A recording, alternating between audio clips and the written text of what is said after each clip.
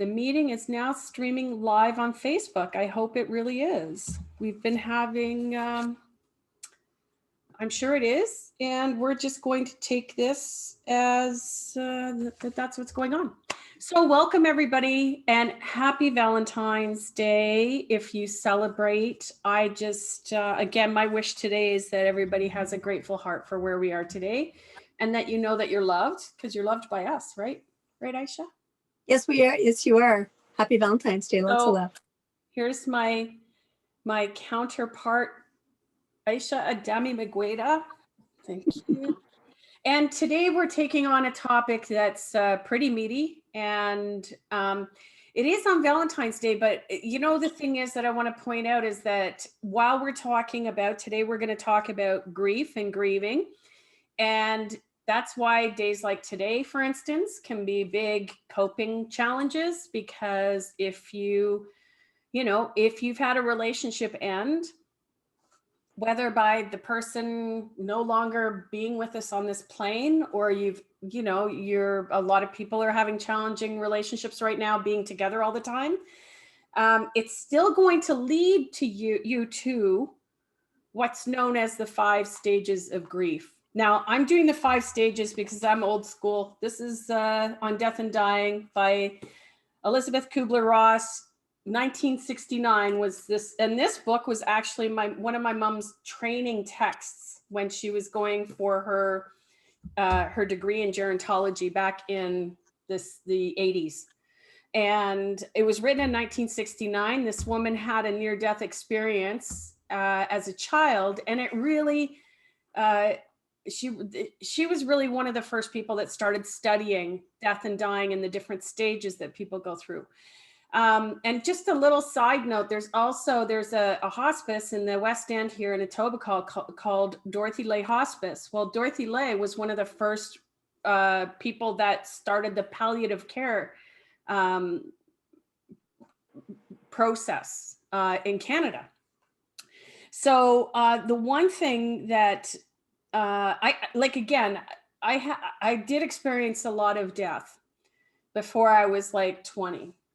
And before I talk about the different stages, I just want to talk about the fact that one of the biggest acceptance things that we can accept, or that will help us process grief, is the fact that I love Aisha. We don't know. We can go tomorrow and maybe something will happen and we'll never see each other again. And that's just how life is, right? Life can be transitory, and sometimes that can be challenging. But the thing is that because I've had these experiences, and because my awareness is I love you right here and now, no matter who you are. Do you know what I mean? So it really helps. It helps you get into a mindset, because when we do lose somebody, through, like in my case, I was with my mother took care of my stepfather until he passed away. I was with my dad when he took his last breath. I was with my mother. But all of this, it's hard. It's not easy. So there's no trick. You can't bypass any of these steps. Yet your view on what's going on will help you ride those waves a little bit better. I hope that makes sense. Does that make sense? Okay. Absolutely. So now I'm going to just talk about those 5 stages of death and dying. There's some people have added 2 different stages. I'm not going to get into that because they've added shock to shock and denial, for instance. This is really the first 3 are really the biggest ones, that if you've been in any experience, it's how to recognize that. We talk about being mindful, but it's really about being aware of what's going on inside your mind and how it's going on, and letting that happen. So the first stage is denial. So back in this text, it was denial and isolation. I do want to talk about, there's 2 aspects of this too. It's the denial that you yourself, right? The person that's actually dying, there's a denial that they have, But there's also a denial that you have. There's two sides of the story. There's, especially if you know something's coming, you have something, there's a situation, you've been given a diagnosis. Well, just because you have a diagnosis of cancer does not mean that you're going to die at that time. It does not mean that it's going to end up taking you tomorrow. But that diagnosis has you go through all those stages, because it is bringing it up to you that you will die, that all the people that you love will leave you on this physical plane, and it's not an easy situation. So like, and this is an example, is my mom was the worst patient in the world because she was a gerontological nurse. She didn't want to use the walker because she knew that meant she was going downhill. And we would actually, I remember I had to take a business trip, and my poor sister would do the night shift. So I thank my workplace because I was able to work. So let me also back up.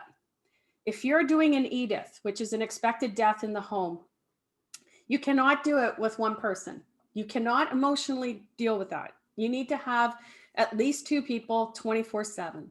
So that's something that's realistic.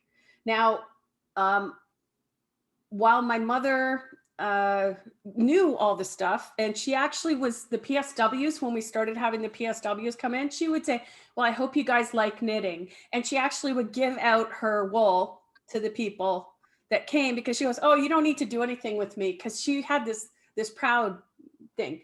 Now, the thing is that she didn't say I'm dying out loud until we were at my dentist, because she was having a problem with her tooth, and she just wanted that infection to stop hurting her. And she's sitting in this stranger's chair, and that's where she goes, well, I'm dying. And it was like, this is the first time she had said it out loud. I had known this was coming for the last year, just because of, you can notice things, you can notice those changes, right? And so with that portion, I'm sitting in my dentist's office now bawling, because it's like, now you choose to talk about it. So there's the two sides of it. She said it out loud. She said it to a stranger, because don't be offended when it's easier for people to talk to strangers than it is to ones that they love. Don't be surprised when people, we watch these Hallmark movies that talk about, these wonderful last sayings, and everything's fabulous and tied up with a neat little bow. When people are going through this process, it doesn't change who they are, right? So the one thing that I would encourage, and this is again in with the denial, write a letter. The people that matter most to you, get really clear on what it is that you need to say to them, right? And this is going to help you, because then you're going to start taking those relationships being more present with them, and being more open to loving them while they're here, right? And so this is the thing, like, that's one of the other things is, so the denial part, when it comes to the person that's also passing away, they will hit that place where they start pulling away from you. So that's the isolation part. So their body's starting to shut down, and they don't really care what you did last weekend. And the really heartbreaking thing is when you're dealing with Alzheimer's or dementia, where people forget who their children are. And then we don't have, the dignity to allow people to leave on their own terms. And so this is also really hard. And it's even worse if you know that that's coming down, because your parents have had that, or there's a family history. So again, there's a balance of being able to acknowledge that, because it's going to come whether you want to or not. And so that's really the denial stage. And that's, the shock and denial. Shock is one thing that they've added, because shock can be added if it's something that's unexpected. The other thing is, when you're dealing with, children, we expect our parents to go before us.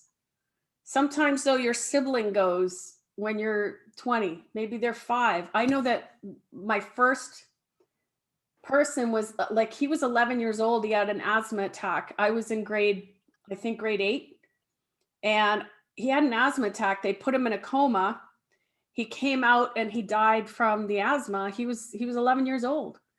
And there was no grief counseling back then. But the thing is like at that point, that's where, when you get a couple of these back to back, it's like, yeah, man, we just don't know. We don't know what's going to happen. And that's one thing that COVID, a lot of what we're going through right now is grief. It is denial in some ways where, okay, well, I just want to control this outcome. So now we get into the next part, which is anger. And anger is a valid emotion. And, this is the whole thing about, we've talked about toxic positivity. When we're talking about anger, can come up for any number of reasons. You're mad at God if you're a religious person, you're mad at the world, you're just angry because the other thing is, oh my God, this is a parent and you've never had that real conversation where you've been able to put that little bow on things.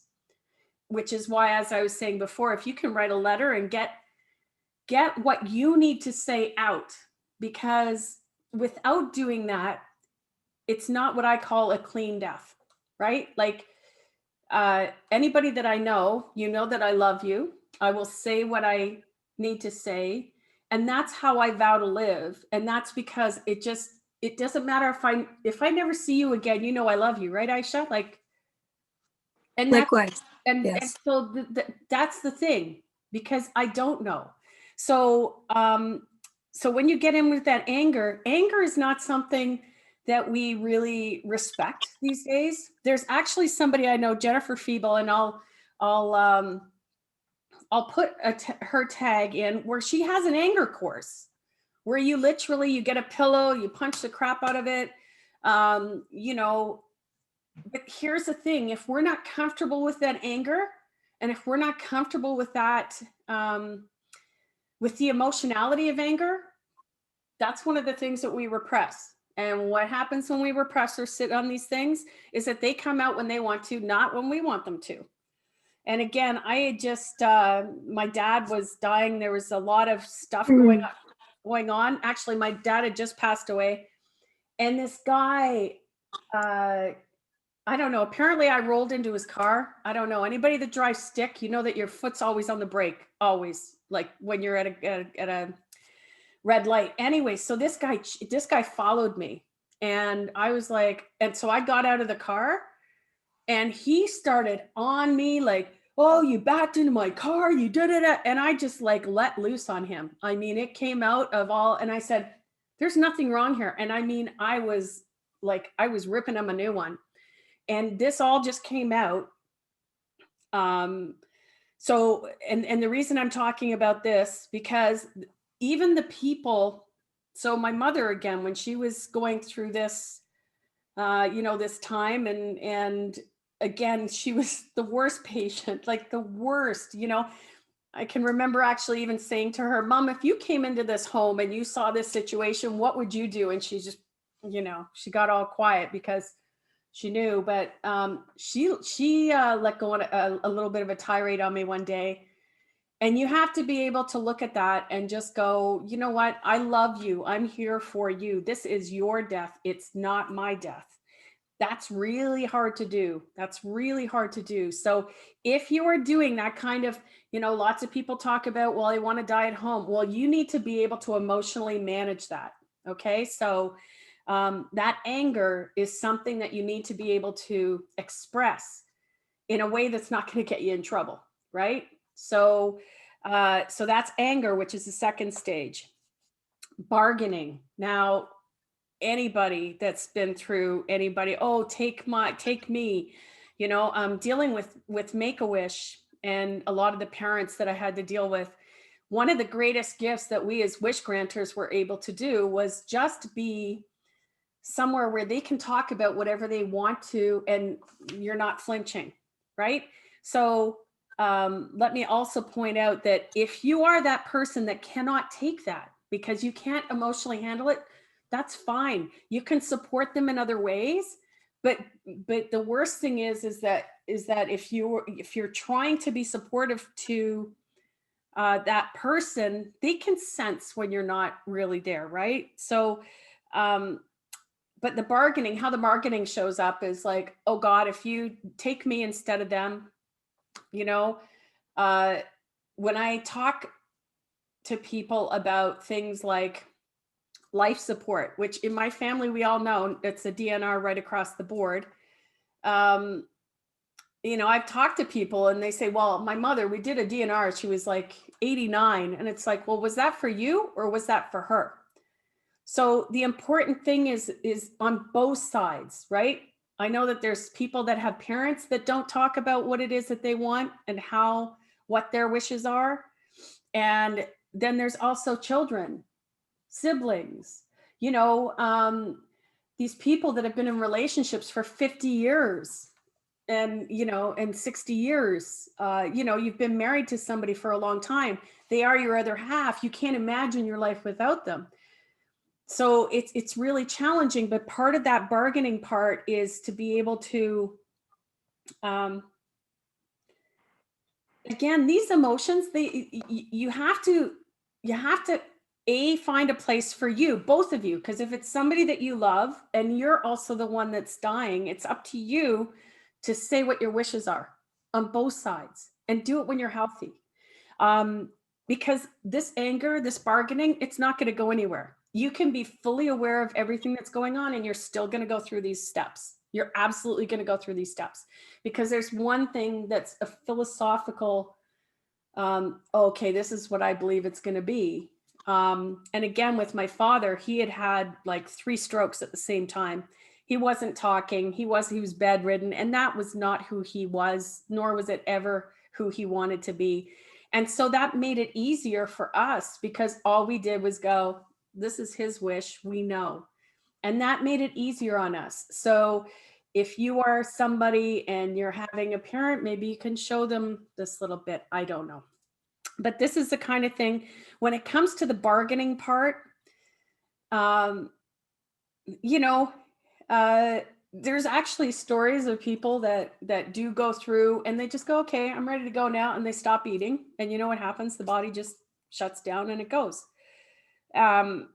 That's really hard to do. That's really hard to do. So that bargaining thing, especially if it's like, oh my God, the people that don't go to the doctor because they know something's wrong, but they don't want to know what it is, So, and then you hear stories of that where it's like, oh, they go in to see what this pain was. Oh, it's cancer, and they're gone in 2 weeks. That's also the bargaining part is you can have that all compressed because it's like you hear that diagnosis and you just don't want that person that you love to be in pain or to go or to leave, right? So if you can be aware of that bargaining, you're still going to go through it. And again, if you can be aware of that process, that's actually healthy because it is your heart's breaking, right? You're like, oh, I can't imagine this. So, and then you get into the other part. The next part is depression. And the thing about depression is I want to talk about the difference. And this is a subtle difference, but it's big because you need to be able to manage this. Depression is a serious situation, like can't get out of bed, or there's a depressive state. And that is, you're just really sad. Your heart's broken. You're still just trying, like there's this numbness that happens. And so that's why people added that shock as at the first stage of actual dying. So this is not just the diagnosis, because I knew my mother was dying before any diagnosis. And I knew why it was, and it wouldn't be what was written on her death certificate. But I use her example as when she retired, and my stepfather, they had found a brain tumor, and she took care of him right until the end. And so the thing is for her, first of all, the first year, there's no time limit on when your sadness should end. If you have anybody in your world that says, get over it, It's enough.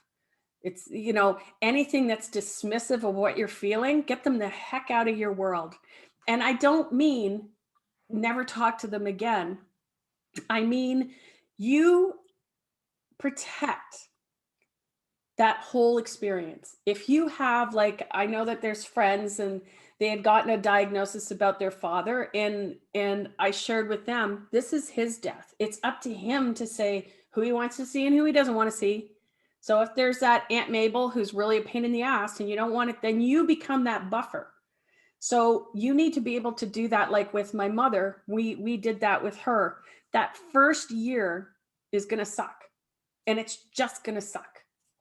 And I find in my experience, it's usually like 5 years before you actually find footing enough where but that first year, if you feel like crying and you feel like expressing that sadness that's in your heart because you loved somebody enough to miss them.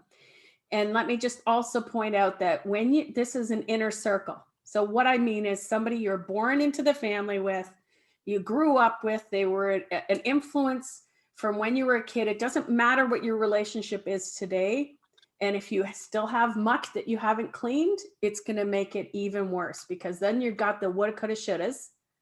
And, oh, I wish I said this. Or you have the anger that comes out of the, oh, that's stupid, blah, blah. All of that stuff's going to come out. And all of those are absolutely normal expressions. So my mom, anyways, we went for the year. And then at the end of the year, she was still not like getting out of bed. She wasn't even getting out of the house. We were doing groceries for her and things like that.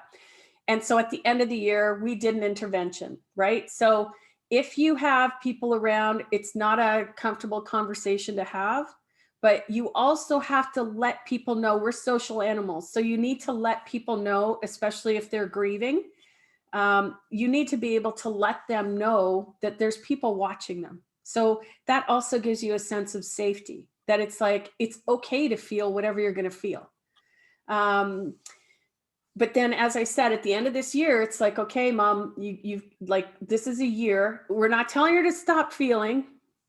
We are saying we need to take this to the next level. If you need to go talk to a doctor and see if you can get help. And she got on like a little half a pill of an antidepressant, and she took that until she passed away, which was like 12 years later. So that depression. So again, when we get back to if the person has gotten a diagnosis of that, there's going to be times where they don't want to talk to you about what they're going through. And you need to be able to give them that space. So I hope this makes sense, that there's both sides of this, right? Because we are a community. So you need to be able to, and as I said before, with my mom, she didn't talk about, oh, I'm dying, until we're out in public. And then I bawled like a baby. And then she actually had a really, it was, when she was pissed off a bit, and she's like, oh, there you go. Oh, stop with your crying. And it was like, I was right back to when I was a kid. And it was like, I sat there and it's like, no, mom, I'm sad, So that depression is something, and I'm going to tell a funny story, because in that first year, you've got a number of firsts. We were talking a little bit about Valentine's Day. If you're as a couple, this is a Hallmark holiday. Mother's Day, it's funny. My mom never wanted us to celebrate Mother's Day, because she's like, if you treat me different than you do the other 364 days, I'm having none of it. But that would bring a smile to my face on Mother's Day. It doesn't mean that Mother's Day was any easier, right? And then my dad lovingly passed away on St. Patrick's Day. So everybody's doing this big celebration. And meanwhile, for me, St. Patrick's Day was like, So with that, I just lost my train of thought, but so there's birthdays are really hard. Give yourself space. I know that for me, it's the leading up to that's where I get challenging. So I was in a grocery store, and my nanny, September 1st is her day, 3 years ago now. So I was picking up cottage cheese and I just looked at the expiry date, and I'm in like the no frills, and there's like February 19th, and that was her birthday, and this was her first birthday. But again, what is it? At least 3 weeks out. So this is like the beginning of February, the end of January. So I'm not even there, but it's like February 18th. Well, now I'm standing in the grocery store going, well, of course. I mean, I know that it's coming. And it was like nobody else was there. And and you know what? Be okay with this stuff. Be okay with the fact that somebody could play a song and it just hits your heart and you're bawling. Or say you've had a week, like I had this, I didn't cry that day. I was just like, well, of course it was coming. And I'm talking to myself out loud. It wasn't until like 3 days later that somebody said something and I just started bawling. And then, oh, I didn't want to make you sad. So here's the thing that I want you to keep in mind. Just because somebody cries, you're not responsible for them. My little water babies, if somebody's expressing themselves, their expression of emotion, especially when it's grieving, you've got to be able to hold space for them. What does that mean? It means, okay, don't dismiss them. Don't give them anything. Just say, how can I help you? Did you need to sit down? And then if anything, put them in a room. Like if you're in an office, you're at work, put them in a room and shut the door and make sure nobody goes in there and let them process. That's the kind of things. So depression, you're going to be sad. You're going to be sad. You're going to be sad if you get a diagnosis. You're going to be sad if somebody you love gets a diagnosis, and you need to be able to be present with them. And so, you're not necessarily, well, cry with them if that's a relationship that you can have. My mom, we couldn't cry. Actually, that was one of the saddest things she told me, was she talked herself out of crying at a young age. And I said to her one day, I said, this is your life, whatever you want. And she was, and she just looked at me with this, sad eyes and going, I can't cry. Like, I can't do that. Like, so for her to cry, she never cried in public and nobody ever saw her. So then we have the next stage, which is acceptance. And acceptance was for my mom that day in the dentist office, because that's her. Okay, I'm saying it out loud. Okay, this is happening. And, another way that this can show up is I had a friend of mine who, now to me, this was a direct acceptance. The mother kept trying to pull her tubes out. She didn't want the tube in. She didn't want it there. And she was getting really upset because she thought this was somehow, the medical community, and it was them. They should be doing something more. Whereas, and here's something that's really, really important as a friend, as a supporter, because to me, I know that that's her mom saying, I'm ready to go. I don't want this. I don't want this here. And that's a common thing. It doesn't always happen, but especially in older people, that's sort of the thing. You can tell when they're starting to check out. And again, this is experience. If you've been around a lot of it, that you can sense it. You can sense that they're getting ready to go. So you've got to be able to let those people who are also, so again, as you can see, you've got the mother who's in the acceptance stage, that it's like, okay, I'm ready to go. And the daughter who's in the denial stage, oh, I'm not ready for her to go. And they're both in the same experience, but without being mindful and aware, that experience becomes stressful for the daughter and stressful for the mother, right? So that's just an example of two sides of it being in different places. So the acceptance, as I mentioned earlier, this can be also when, you have things like they don't ask questions about what you're doing anymore. They don't want to talk with you about mundane things that are happening day to day, because quite frankly, they don't really care, right? They're not at that place anymore. They don't care what Joe's soccer game was like, or who scored the winning goal in the latest hockey game. And that comes sooner than later, right? And again, being mindful of that place, that's where it gets really emotionally challenging, because you know that it's just a matter of time. And then how can you make sure that you are filling up your own cup at a time where you're really emotionally being challenged? And then there's hope. And hope is, that's when you start coming out the other end where, and this is why I think it's really important to make sure if you can come to this awareness that everybody that you meet, everybody that you love, at some point in time, this relationship is not going to be as it is right now, then hopefully you can be present enough to create memories. I call them pixie dust memories, because also with people that are passing away, there's always a moment in time, and hopefully everybody's aware. My stepfather was the best. We had this Christmas that was just perfect. My mom made the perfect roast. Everybody was in great spirits. Everybody was cracking jokes. Nobody was antagonistic, if you can imagine that at a family gathering. Everybody, even, the everybody. And I can remember looking around and just like taking it in and taking a breath and just going, this is going to be that memory. This is going to be that memory that's going to buoy me. It's going to allow me to lift up with a gentleness and a warm remembrance of love. And so those are the things, hopefully, you know what I'm talking about. Because those are the memories you want to imprint on your brain, right? And that's why it's like, it's their death. Like with my mom, this one day I said, well, Mom, what do you want? Whatever you want to do, we'll do it. I want ice cream cake. And I have to say, there was also, she loved tomatoes, roast beef and steak, and cheese. I ate so much red meat because we had red meat every day. Now, she didn't eat a lot, but and that's what we did until she didn't want to eat. So this happy birthday cake that we got for her, the guy, I don't know how he spelt it wrong, but he wrote "Happy Birthday" on the cake. Well, that's still something that sends us all into laughter. But this is the whole thing, is that hopefully you can all get to the place where the time that you're spending together is creating memories. And that's really what Make-A-Wish was all about too. The children may not be going tomorrow, but we're helping you create a memory today and have something that you will always remember as a family, no matter what happens from this day forward.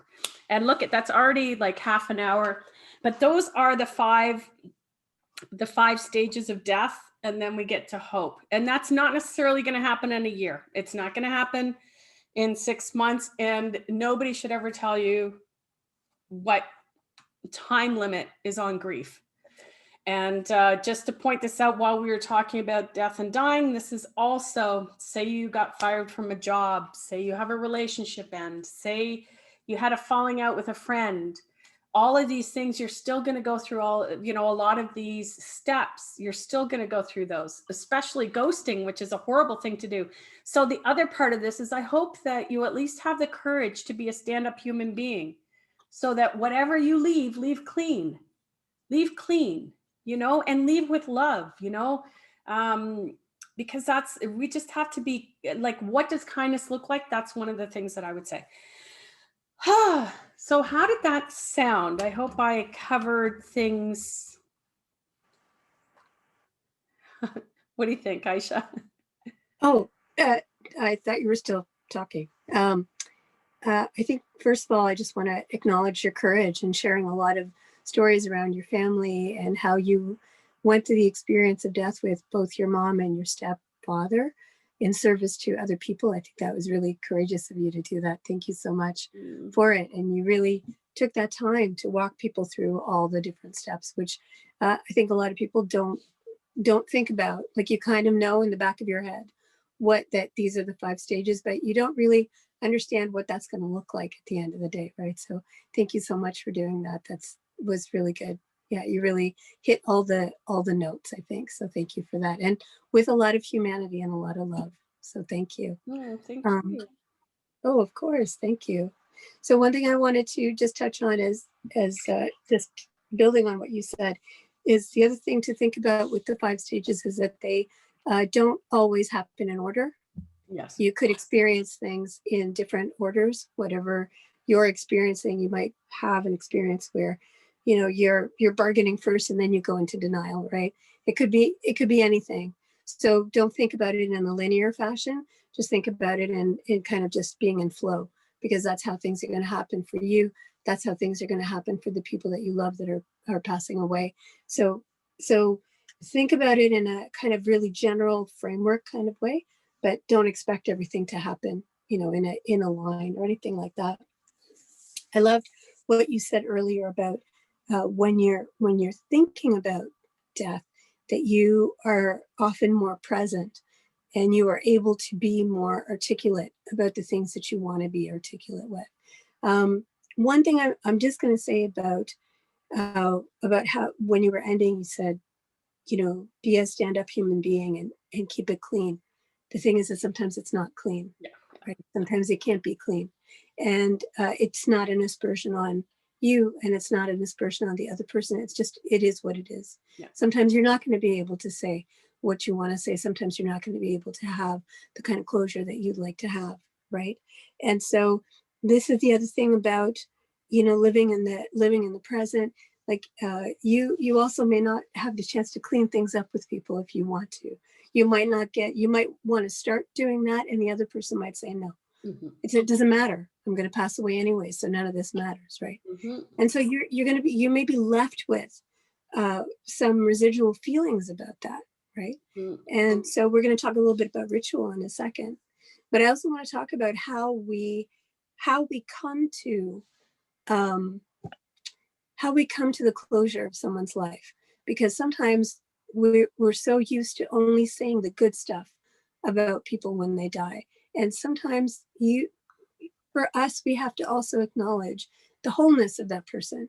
And sometimes the wholeness is not pretty. Yeah. In fact, for all of us, the wholeness is not pretty. The wholeness means that there's good stuff and there's sometimes really crappy stuff, right?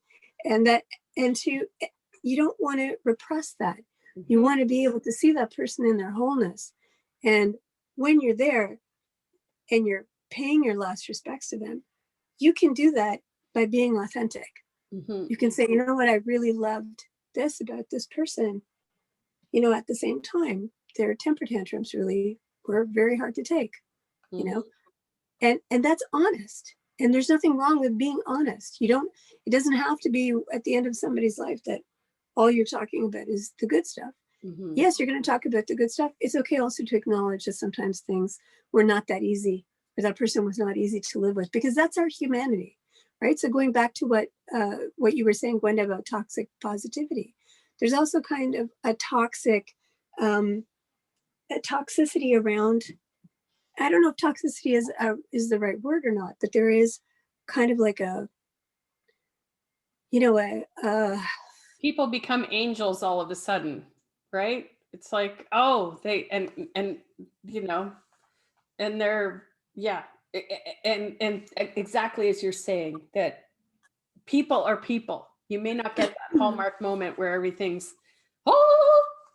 Yeah, I think too, though, that when I'm struggling to find the word, because it's a toxicity of perfection, that we need to have this perfectionism about who we are, about how other people are, and then we can't talk about it. And I feel like that's something that's really kind of permeated our society in a way that before people used to be able to talk about, like I was just saying, oh, this person is great, but I really can't take their temper tantrums, or I can't take their drinking, or I can't take, and people would say that to each other, so that there was kind of like an understanding. You knew this person in their wholeness, and it didn't make them less of a person to have these faults. Whereas now it's like, you are less of a person if you have any faults. And that's not why we're here. We're here with all of our messiness and all of our faults. That's part of our glory as human beings, to have the good stuff and to have the really crappy stuff as well. So I think that it's important too, to be able to acknowledge that. I have someone in my life right now who is dealing with the passing of a parent, and that parent was not always kind. That is a person that was not always kind. Sometimes they were very cruel. Sometimes they were very abusive. And so for them to come to terms with how they feel about that person now is they're really struggling with that, because they can't reconcile, right? They don't have that place to make closure with that person. They're never going to have that place to be able to say, it really didn't really hurt me when you did this, that, and the other thing. and this has really affected me, that's affected my life. They're never going to be able to say that. And at the same time, they also appreciate all the good things that that person also did for them, because that's the thing, right? Mhm. And so I think it's also about giving yourself that space to see people in their wholeness, and to not feel guilty that now that they've died, I can't say anything bad about them, Mhm. or I can't acknowledge even to myself that this person also hurt me in my lifetime, right? So you want to be able to give yourself that space to be able to deal with that. So just talking about ritual in 3 different ways. Ritual for closure. If you don't have that opportunity to have closure with somebody, what are some of the things that you can do? We're human beings. We really find comfort in ritual. We find comfort in doing things that give us some kind of significance to what we're doing, whatever that happens to look like. You know, when you say, oh, somebody has a birthday, well, what's the ritual around the birthday? You have a cake, you have a gathering, and you celebrate that person, right? Around an anniversary or something like that. Same thing around closure for death. If you're not able to have that clean goodbye, if you're not able to say everything that you're going to say, what are some of the things that you can do around that? And it can be really simple. You can just write a letter to someone, and you can just burn it, or you can put it into water, and you can let it go with the water and know that it's going to dissolve into the ocean, just like we all dissolve into the earth when we're gone, right? Mhm. So it could be something like that. You could have a candle. You could say a little ritual. You could say a little prayer for them. And you could also have a conversation with them if you want as well. You could record something to them, and then you could play it back to hear yourself say what you needed to say to them, right? But we didn't get the opportunity to say, right? So you can do that. You can find a safe place with a friend and be able to share what you needed to share with that person, and have your friend be a proxy and stand in for that, so that you can just say what you need to say, that you can find that closure. And you may find also that closure doesn't happen in one go. You might find that you need to do it a couple of times. You need to do it a couple of different ways, and that's okay as well, right? Because like you were saying earlier, Gwenda, there's no there's no time limit. There's no perfect way to wrap it up in a bow and say, okay, now it's done. It's gonna come up, like you said. It could be a song. It could be seeing something. It could be the expiry date on a cottage cheese. It could be anything that's just going to spark it, and then it's going to all come up again, right? So you have to give that yourself that latitude to say, okay, I have to just deal with it as it goes, right? And like you were saying, also look for support wherever you need that support. Reach out to people that you care about. Reach out to professionals if you need to help you through that grieving process. So that brings me to the next one, which is ritual for acceptance. So it's not just when people die. I had one of the closest relationships in my life was with my cat. I had a cat, Sassy, and Sassy was like, she picked me. She showed up one day underneath my car, and I'm allergic to cats, so I was just like, okay, get away, cat. And then 3 days later, I was down there with a box of food and some toys. And my roommate at the time, she said, when you took down the food and the toys, well, I knew that was the end of that. And so Sassy came up with me, and she was with me for 17 or 18 years. And I had such an attachment to her, because she was one of my first experiences of absolutely unconditional love. No, there was nothing. There was no demand. There was no, there was no anger. There was no difficult relationship. She was the first being that was in my life that just loved me, that I felt loved me absolutely unconditionally in very difficult times. And that's not to say that there aren't other people in my life that love me and that were, but she was the constant, right? She was every day. I would wake up, she was there. I would go to sleep, she was there. I'd be bawling somewhere, she'd be there. I'd be happy, she'd be there. I mean, she was just a constant presence in a completely different way. And when I lost her, it was very, very difficult for me. It was, I didn't know how to grieve. I just did not know how to get over it, because she was just such a force in my life. And her name was Sassy. She was Sassy. And all of my friends who know her can attest to that. She was just a little personality. And so one of Joe's friends was a grief counselor. So I called him and I said, can you do something with me? I need to have some kind of closure. And he said, yeah, of course we can do something. So I'm a creative person. So he set up a bunch of stations for me. So first we did a drawing for her, which I still have a drawing of her. And then I wrote a poem for her. And then I wrote I did a little music for her. And then we did a little dance for her. And then the final thing was we had some pictures of her and a candle. And we had a picture of me and a picture of Joe. And we did a little ritual to say goodbye to her. And after that, I felt like I had some peace. I felt like I had I was able to accept that she was gone, because before that I was resistant. I was resistant to that, and I feel like maybe that's another stage they should talk about, is the resistance to what has actually happened. Right. So it took a long time for me to just, to process that. And so ritual for acceptance also, if you can find a way to help you move through the grief that gives you some kind of comfort, that gives you some kind of peace, that allows you to let go with love instead of with such sadness that every time you think about that person, you're mired in just this darkness. So now when I think of Sassy, I think about the good things about her. I think about the ways in which she brought me comfort and joy and love in my life.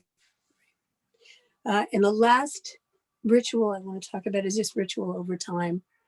And that's ritual of remembering people in the way that honors them, people and animals, other beings, that just honors them as you go through, because the pain doesn't, it doesn't go away. We might find a distance from it.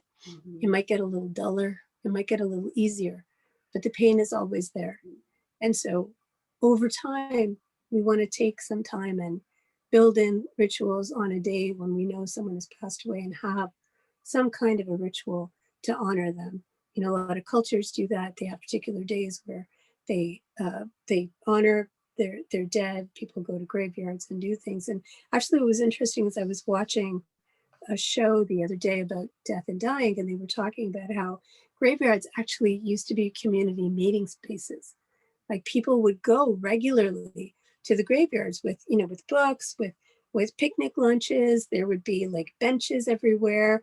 They even showed one picture, like from, I think, like early 1900s, where there was like a popcorn vendor in the graveyard, right? So there wasn't this kind of separation and detachment from death. It was that you still were connected to the people that passed away, and that you still spent time with them.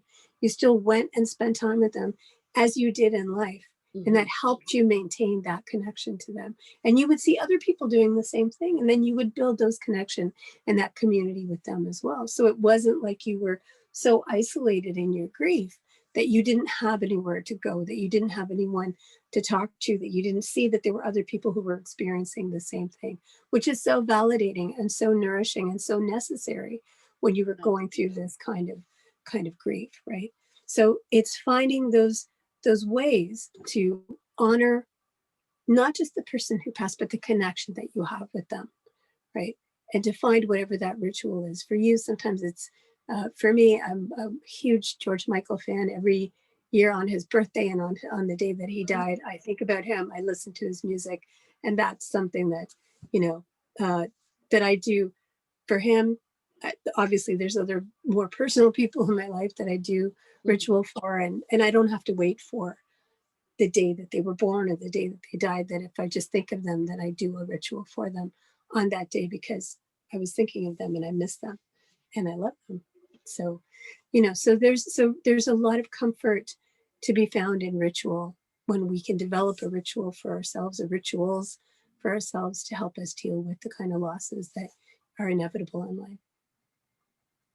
Well said. Well said. And And again, perfect, and I love it. And so some of the things that came, you're absolutely right. We don't have, and again, so I know that in my experience, like my father had mental health issues. So there was actually a time in my life where I did go and say, okay, well, this is who he is. This is where he is. And I need to love him where he is. And so that was a great gift to me because I chose to love him the way I chose to love him. Doesn't matter what he does to me or some of the, heartless things. And it's not even heartless because hurt people, right? But that was a blessing because I didn't like write everything out or say things, but I would ask him questions at certain places and leave that with him. I wasn't expecting an answer.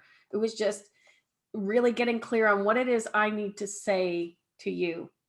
And and one of the greatest things was, as a father, well, thank you for, you know, having a home in this part of Toronto, because you know what, wherever I go in the world, people go, where were you raised? And you can tell them, and it's like, thank God it was a nice neighborhood. Like, and that sounds really funny and flippant, but so when I said that to him, because men are here to protect and provide, and he was really, and I felt that because he wasn't able to process emotions in the same way other people could. But so the greatest part there, and I think this is one of the parts that you talked about, is that we have this sense of duty that somehow we need to protect people.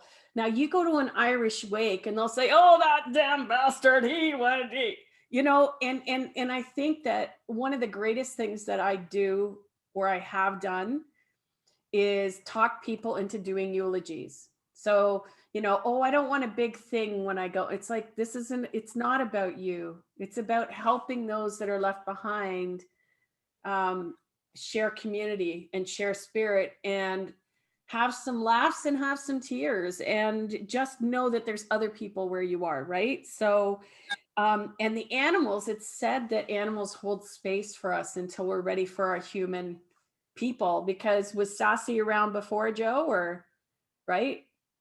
Yeah, Sassy was there way before Joe, but she gave Joe her blessing, her approval when he came into my life.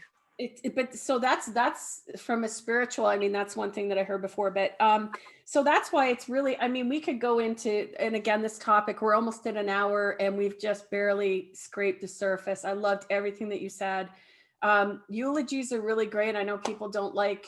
Um, they don't necessarily like the public speaking, but sharing stories of something that brought a smile to your heart, or one of the things you're going to miss most about them, or whatever, that helps. And especially, the one thing is that when you have, and somebody specifically asked about, children, and what do you do when, like, the two parents, like, you need to get help if you can't process.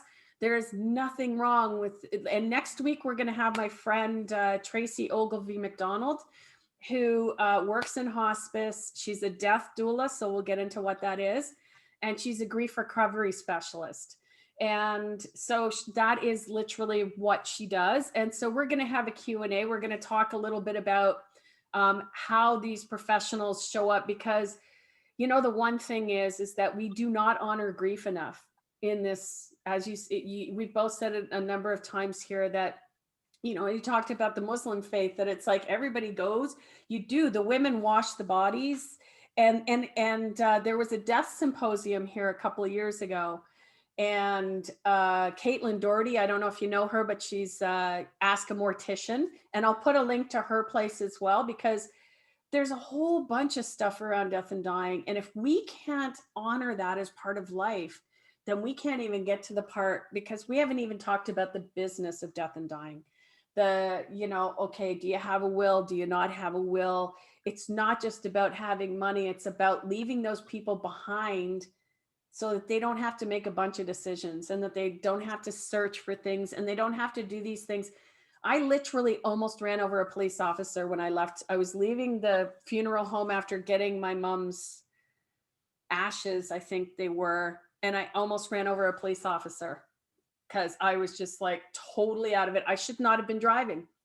And he like literally had to flag me down. And I just picked up the death certificate and I said, this is where and I started crying. It's like, I could have run you over and I wasn't even with it.